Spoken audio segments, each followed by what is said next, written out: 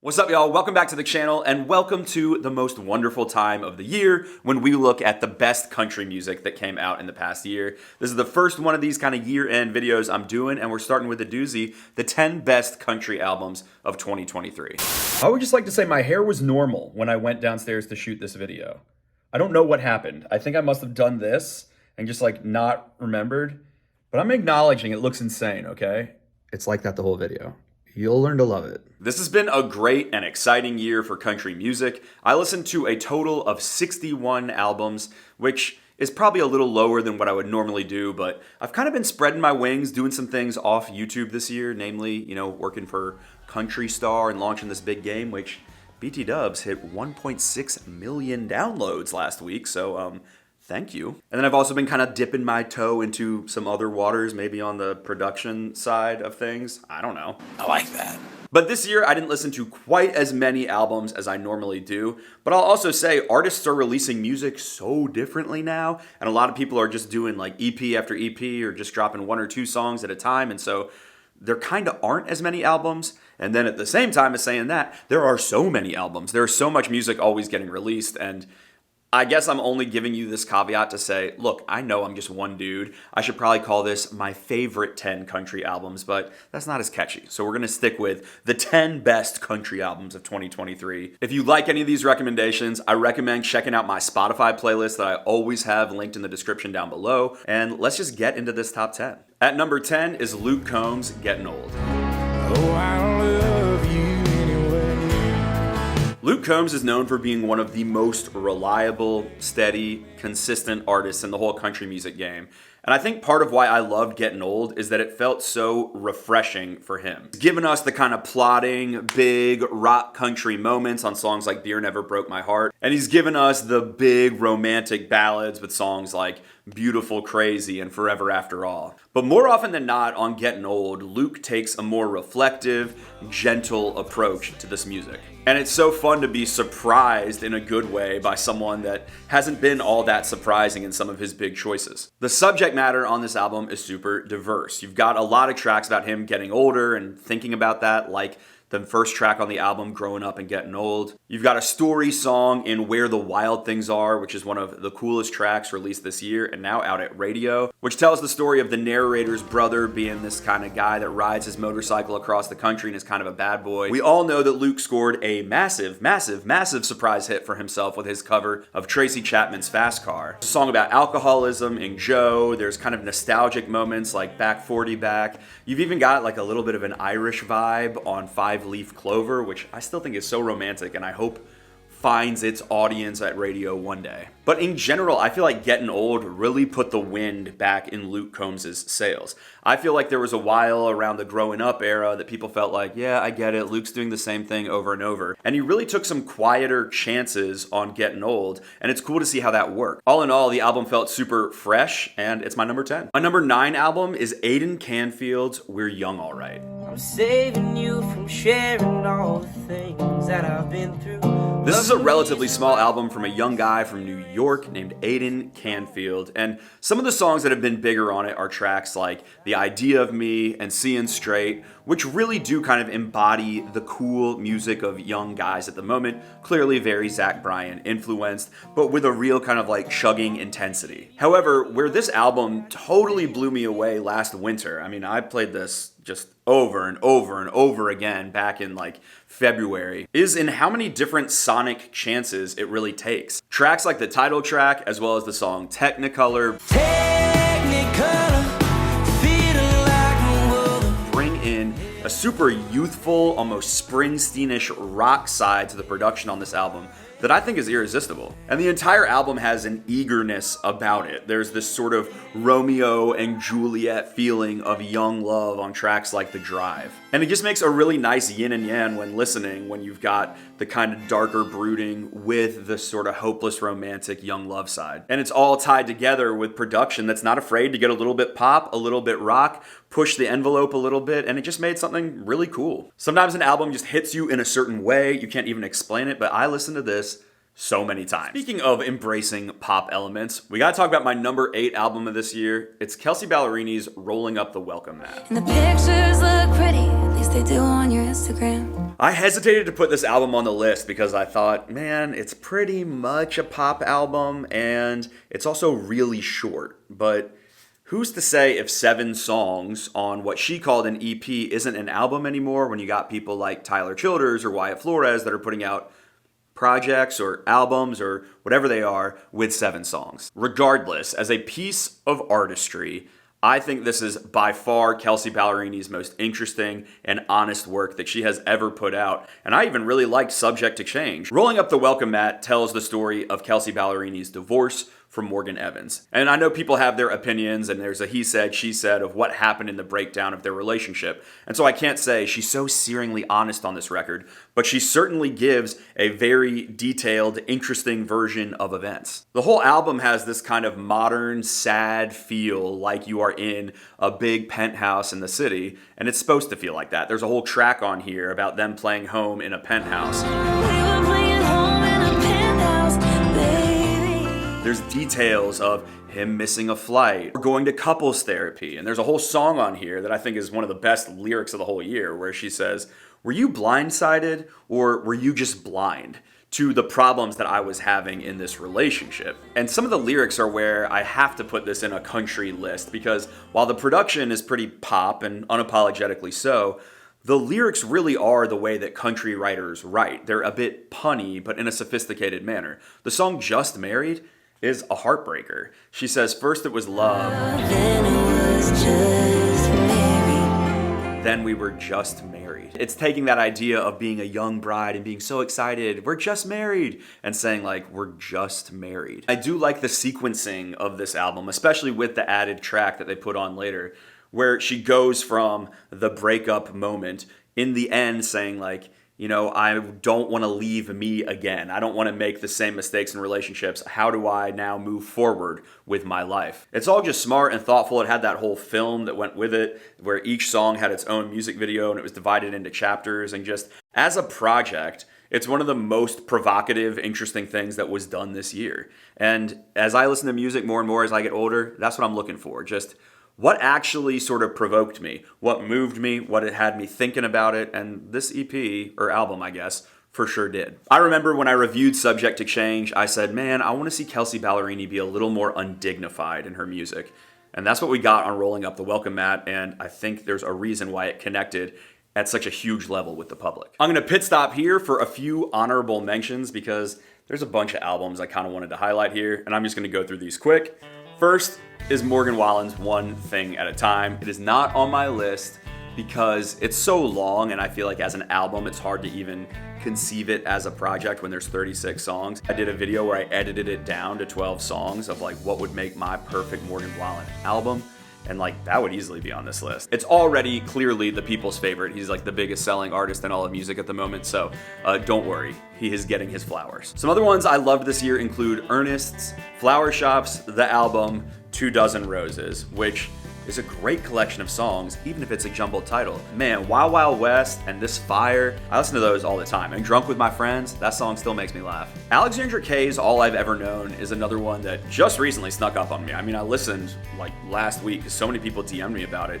It's a pretty focused pop country record about her divorce, and those songs are smart and painful. Shredy Oak Revival's Have a Nice Day is a totally different spin on divorce, way more rocking and co-Wetzelish. The title track rules, Stop and Stare rules, Fishnets rules. I would say their fans are some of the most passionate fans right now. They've totally replaced the Co-Bros in my mind. Caleb Lee Hutchinson's Southern Galactic has some of the most interesting songs and production of anything released this year. You've got these like bubbly synths mixed with disco vibes and country. It feels totally country and totally fresh and new at the same time. Very cool. And then we got Steven Wilson Jr.'s Son of Dad, another one I didn't listen to until late in the year after so many recommendations from you guys. And this is an album where he is really reflecting on being his father's son. I mean, the song Father's Son is amazing. But then also reflecting on, I presume, his passing with tracks like the one that really gets me, Grief is Only Love. Getting back into the countdown, at number 7 is Josiah and the Bonnevilles, Endurance.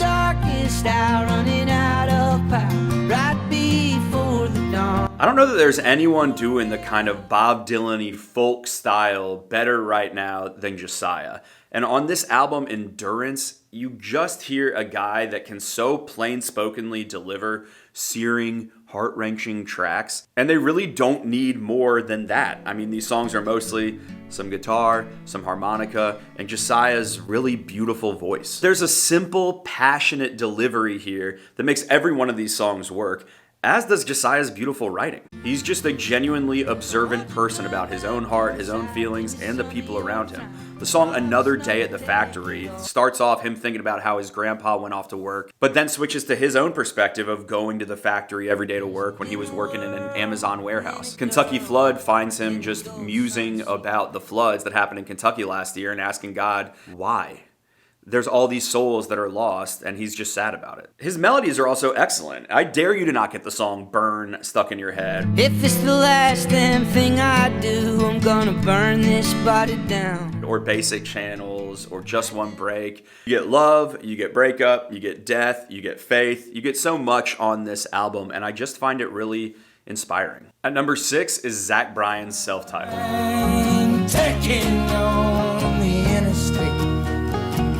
Like so much of Zach Bryan's music, this album really thrives on energy. At different moments, it feels slapdash and thrown together, but then super intentional and intense. And other times, you know, you can feel slight arrhythmic moments where the guys on like Fear and Fridays are kind of doing these like messy unison parts and the tambourine feels a little bit off. And then other times he goes for gravitas on something like Jake's Piano / Long Island. And I remember even when I did my reaction, there's parts of it that I'm like, that doesn't fully work. But that's also why the album works, because this type of recording that Zach Bryan pursued on this album is so unusual in the landscape of most modern country music. And if I had to imagine, this is really gonna be the last time that Zach Bryan is willing to be so messy. Like, he's in the biggest studios in the world right now and could work with anyone that he wanted to. And I'm listening, even on the follow-up EP to this album, to the music get a lot tighter, a lot more sophisticated, a lot more in the pocket,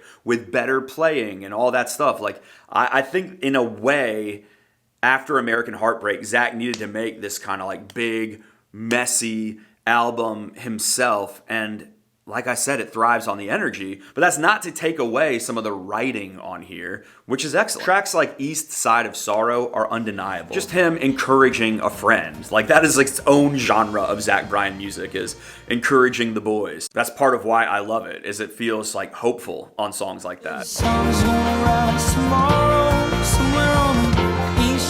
One of my other favorite songs on the record is just called Ticking, because as y'all know, I'm obsessed with how Zach says ticking. But there's a lot of love and a lot of heartbreak on this album too. You've certainly heard the song I Remember Everything featuring Casey Musgraves. Pictures in passing time, you only smile like that when you drink. And you can tell on some of the collaborations on this record how that sort of stretches Zach sonically a little bit out of his kind of messier poetic style and into a bit more structure. And I think it really works. It just has a certain effortlessness about the whole rollout, the whole project, that just makes it undeniably cool. At number 5 is Wyatt Flores's Life Lessons. I'm taking life lessons. This album, which is another 7-song album, you can call it a project, you can call it whatever you want, I'm calling it an album, is one of the best surprises of the year to me. I mean, I've been on the Wyatt Flores train, I've been hearing his voice, which just immediately catches your ear ever since Travelin' Kid was my introduction to him, but then I've watched Please Don't Go blow up on social media this year. The times are getting hard, hits you like a bullet through your heart. We got songs like Losing Sleep and West of Tulsa that are excellent, but with this project, I feel like he crested in this perfect way. Where yes, it still had the kind of scrappy Tulsa, Oklahoma energy that Wyatt Flores came onto the scene with, but it leveled up in a way that was so cool and so sophisticated. The guitar work on this album sounds excellent. The percussion sounds excellent. Wyatt's voice sounds excellent. And the writing shines. Wyatt is living hard and making mistakes and then writing about those in these songs. And there's pills and there's alcohol and there's regrets, and He's continuing to try to move through life as he takes on these lessons. At times, that's quite serious on tracks like Orange Bottles, or certainly on the track 313, and other times it's a little more whimsical and fun, like on the title track Life Lessons. But then there's also like a humor and a levity about how he sings things. There's a whole track on here called Wildcat, which I have since realized, since my original review of this record a few weeks ago, it is about him being a mascot. That's why he is the biggest pussy on the field. He's literally in a Wildcat costume. But I absolutely love the risks that Wyatt was willing to take on this record, especially being such a young and such a new artist, to do something as strange as put a whole kind of like 2-minute instrumental thing on the last song, Astronaut, to have such bizarro, cool artwork as his album artwork. I love it and I respect it, and I think so many people are going to be talking about him for many years to come. My number 4 album is Megan Moroney's Lucky. I think this album and Megan Moroney herself are very easy to underestimate, because I see a lot of chatter online where people are like, oh, she's just doing this kind of Barbie thing, she's just really hot and knows how to be an influencer and ride the wave of are they or are they not dating when she was maybe with Morgan Wallen? And I'm like, no. Listen to Lucky. I mean, these songs are smart, often extremely funny, extremely country, and it's just a great album all around. Like, you can tell the team that she was working with on this really had a focused vision for her, and there's a lot of songs written here with Ben Williams, Micah Carpenter, Mackenzie Carpenter, and it's all produced by Christian Bush, who you might know from Sugarland, and they just kind of created Megan's world, which is romantic and sweet, but kind of sly and funny. In a lot of ways, this album reminded me a bit of Casey Musgraves' Same Trailer, Different Park, where there's a wry humor in tracks like Sleep on My Side, where she says, I sleep on my side, and you sleep with everyone, telling off a guy. Or on the track I'm Not Pretty, where she imagines her guy's ex-girlfriend passing around the phone and making fun of her. But I also got taken into kind of early Taylor Swift with tracks like Trader Joe. But I think Megan nails both the somber moments on this record on songs like Why Johnny, or the sort of sweet ones on the track you probably all know, Tennessee Orange. I met somebody, he's got blue eyes. And then the duets on the deluxe, the one with Cameron Marlowe, Fix You Too, sounds amazing. And then Nothing Crazy with Mackenzie Carpenter, total jam and so funny. I think I just like how funny Megan is, you know? If you can make someone laugh, you can make someone listen. And she does a really good job of that on this album. And it's not all dressed up with too much production. In general, this album is a lot more laid back than you might expect. I'm not even going to call it a pop country record. I'm going to say it's a country record. And it's great, so it's my number 4. Before I get into the top 3, let's do a couple more honorable mentions. First up is Tyler Childers' Rustin' in the Rain, which is a straightforward, great set of 7 songs. The one I really loved was Phone Calls and Emails, and the piano on that. I love the piano on this album. Then I got Hardy's The Mockingbird and The Crow. I liked the Crow side of this album more than the Mockingbird side of it. I just felt like Hardy was doing more what he wanted to do. But the whole idea of duality on this record is cool, and the video for Mockingbird and The Crow, one of the best of the year. Muscadine Bloodline's Teenage Dixie is another great Muscadine Bloodline album. And this album just really feels Southern in a unique way, like really observational about maybe like what it's like growing up as a Gulf Coast guy. The Wilder Blues Supernatural, I mean, that album, if I hadn't heard it just a week ago, it came out on Thanksgiving, it could well be on this list if I had more time with it, but so far, I'm loving it. The track The Line has all of the harmonies that you want to hear from the Wilder Blue. And my last honorable mention is going to be the Hunger Games soundtrack, which is a collection of like the Avengers of sort of neo-folk country, whether it's Molly Tuttle and Sierra Farrell, Pleto Cordero from Flatland Cavalry, Charles Wesley Godwin, Billy Strings. It's so cool and better than it needs to be. We're into the top 3 now, and my number 3 album is Chris Stapleton's Higher. If you want a cowboy. This album is sexy and soulful and kind of weird. Chris Stapleton really spreads his wings on this album, unleashes his falsetto on tracks like Higher, and made an album about how much he adores his wife, Morgan. It takes a woman. The songs here are so beautifully delivered. I mean, it's Chris Stapleton, so you know his vocals are going to be jaw-dropping every single time, but it's the restraint in the album that I think it makes it hit harder. Like, this is one you can just throw on and keep listening to all night long. This album kind of slides in a little bit smoother, and boy does it stick with you. If you just want to check out a few tracks, definitely go with Higher. That should take me high. If you want the funkier side of the album, maybe Think I'm in Love with You. If you want the rockier side of the album, White Horse. And if you want the sweetest song on the album, and my personal favorite, go with Weight of Your World. I have a whole video on this. I guess I have a video on everything I'm talking about somewhere, but yeah, it's great. At number 2 is Emily Ann Roberts' Can't Hide Country. Now the house is up in flames. His clothes are on the lawn. When I got my Spotify Wrapped and it was showing me all my most played songs, I was shocked how much I listened to this record. I mean, I know I loved this record. I said I loved this record, but boy, the proof was in the pudding. I loved this record. Of anything on my list, I would argue that this album is, or at least has the potential to be, the most mainstream, crowd-pleasing, great, country, likable record here. Emily's vocals are great. She has a clarity in how she can sing, and whether that's belting, whether that's cooing, it all works. And the songs here are very classically country, thoughtfully written, often smart, punny, funny, good, and it is just replete with fiddle and steel all over this record. I mean, the track that you've probably heard, if you've heard one, is called A Whole Lotta Little, which is a real quick, clappy track about being in love.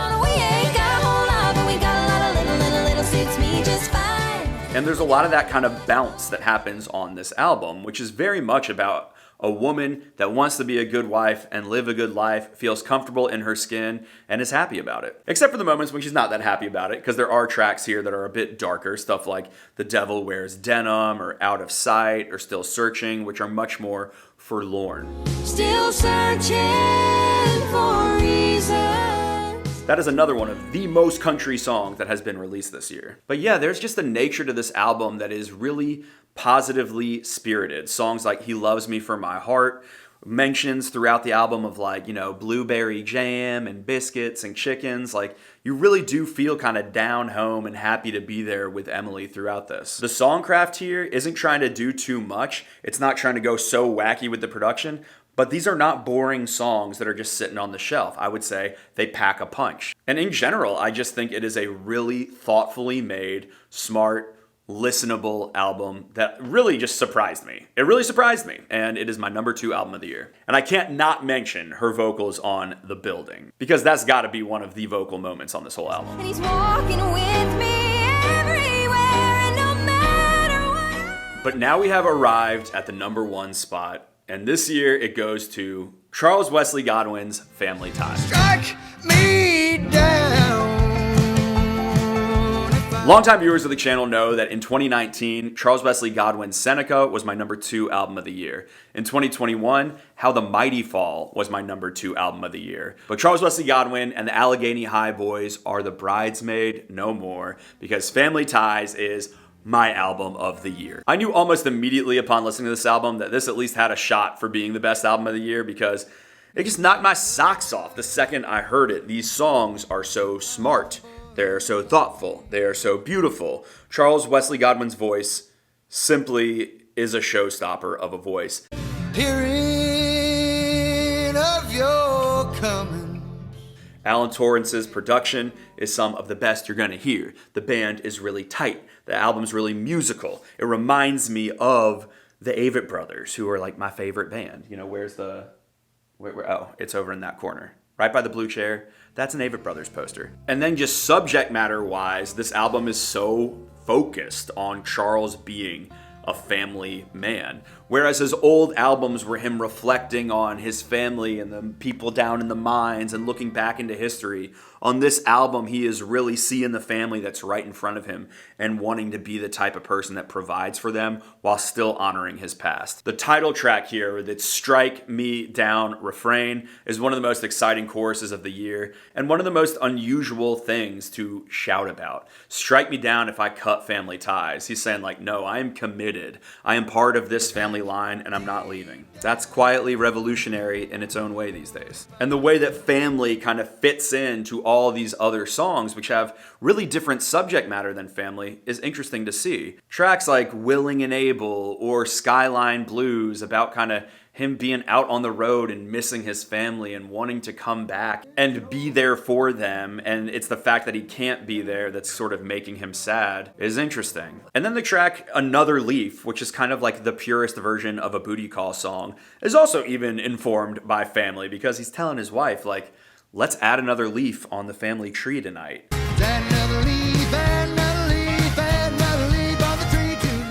And it has this whole breakdown in the middle where it becomes a total jam. I love the musical risks that are taken all through this record. And the album is also just profoundly sweet at times. Tracks like Gabriel, you know, if you have daddy issues, it'll make you cry. Maybe if you don't have daddy issues, it will make you cry. It'll make you cry either way for different reasons. But it's so sweet, just this love letter to his son. Other times he has this intense empathy on tracks like Minor Imperfections. He's got minor imperfections, blame it on his room. Where he's thinking about the guys that work down in the mines and the ways in which he's proud of his minor imperfections, which is a great little pun. And I think that song is maybe a good example of what might make this album a little bit more of a number one than a number two. Charles has embraced like a certain level of finish on some of these songs, like to have a real hook with Minor Imperfections that's on a pun, but it doesn't feel cheesy or anything like that. I think that took his music just a little one notch higher, and it just sounds so good. It is so good. All his music's been so good. I just love it. It's smart, it's hopeful, it's searching, dealing with faith and family, these classic themes. You know, he's not mentioning Instagram every other song. And I'm just like so proud to watch him continue to rise,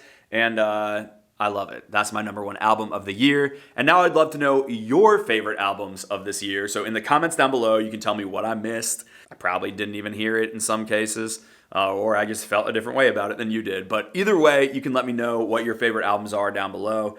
And I will be back soon with some song videos. We're going to look at the best hit songs, and then the best all the other songs. So look forward to that, and I'll see you guys soon. Bye.